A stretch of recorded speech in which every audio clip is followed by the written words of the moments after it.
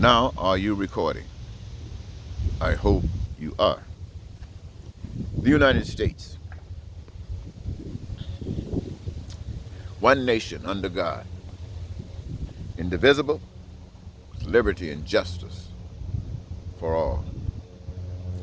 What does that statement represent? It either represents a lie or an alternative truth or fake.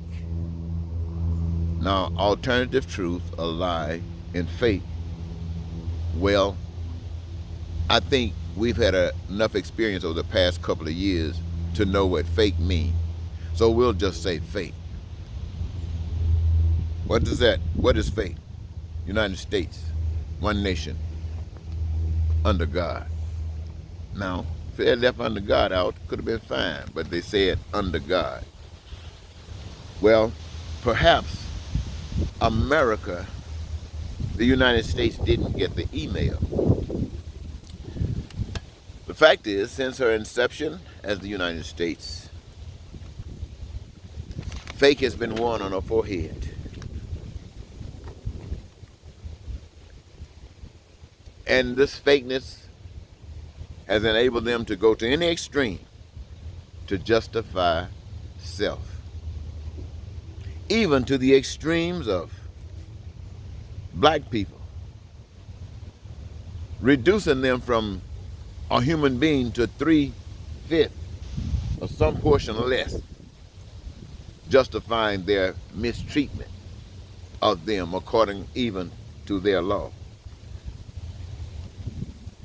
A godly nation, they call themselves.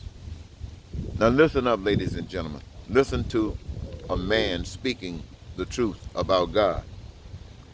A godly nation knows God's plan and puts it into operation. A plan that calls for all to participate in their godly gift, which is basic human rights for all humans. Basic human rights that consist of the needs, that consist of the wants, that consists of their desires, and these being met.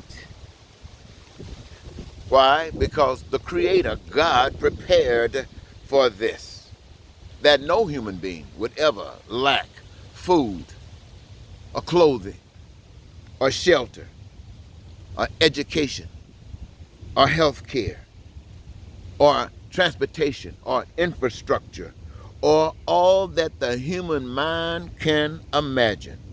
God prepared for that.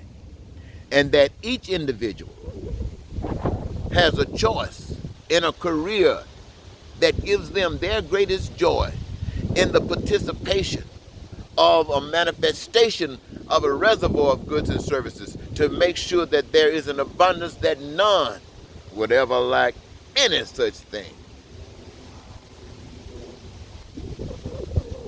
And as a result, you would live in peace, prosperity, freedom, and joy of life, and the fulfillment of your dreams, thereby your needs, your wants, and your desires being met by the operations of the divine plan of God. And godly people know that. And a godly nation would reflect that. You have heard it said that God sent Donald Trump. If God sent Donald Trump, it was to prove to people of color and blacks that white folk are not your friend, and to prove to white folk that the government isn't your friend. The hate, racism, and deception, and etc.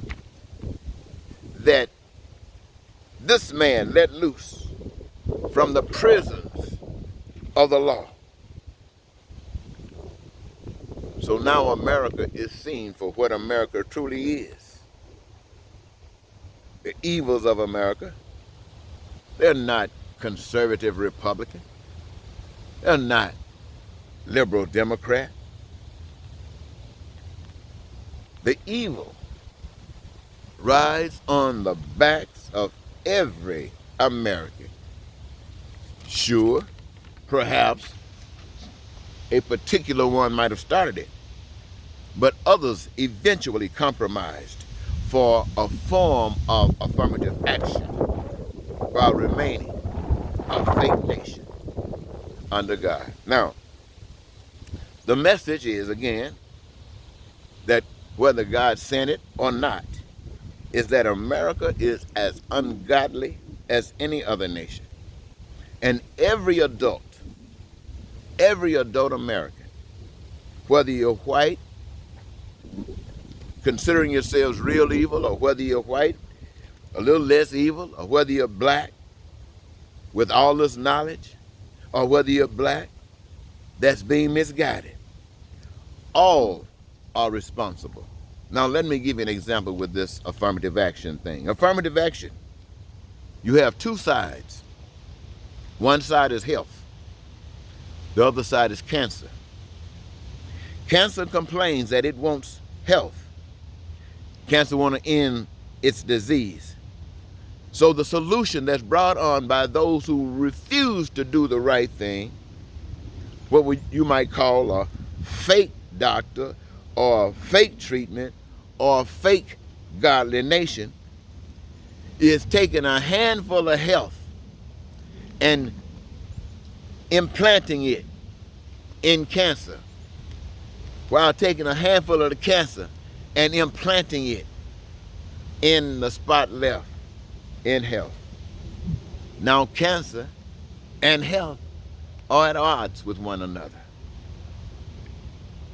and neither are at odds with the administrator. Neither is at odds with the one that's creating and allowing this stuff to exist. And it will always exist, my friends. Nothing is going to change for you until you change. You change. Remember this. There are three kinds of people. There are people who advocate and perpetuate evil because this is all they know. No harm meant is all they know, and to them it is the right way. There's another group of people. Another group of people are those who compromise, who says that, well, evil doesn't know any better, so things are not going to get any better. And so the best thing that they can do in order to survive is to compromise. So evil and those who consider themselves not evil compromise. And as a result, you got some doing great, and you got others not doing so great, and others doing a little less great, and the others who are just being trampled on. And what do you have? The finished product of evil and a sellout. Evil is only able to continue to exist because of a sellout. You heard the story. We got cures for diseases, but we can't use it because it'll mess with the plan in operation, money, man, not ungodly, all that stuff. So, ladies and gentlemen, I want my message to be to you today that yes, the pain and suffering that was in the world when you came is still here.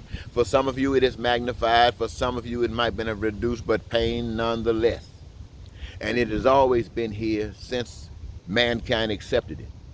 It is here today because mankind accepts it. And there is nothing happening within the governments of mankind to eradicate it. Not even that fake government of God with the fake preachers and the fake popes. And I say fake because what the business of these positions is not being done. If it were being done, it would not be fake. I couldn't stand here and say it and the world know I'm telling the truth, because you would see situations that is killing people being eliminated. You would see smiles replacing the frowns. You would see guns being put aside and hands being used to glorify what and who individuals are. This, my friend, is the challenge of the world today. It is not between black people and white people, men and women, gay and straight. It's about what's good and what's not. It's about what's shining and beautiful and what's cancerous and destruction. And the outcome, it reflects you, it reflects me, it reflects all of us.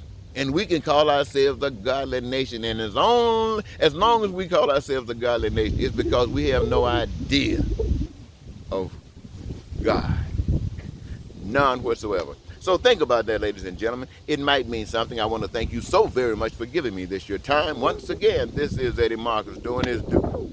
Until next time, goodbye.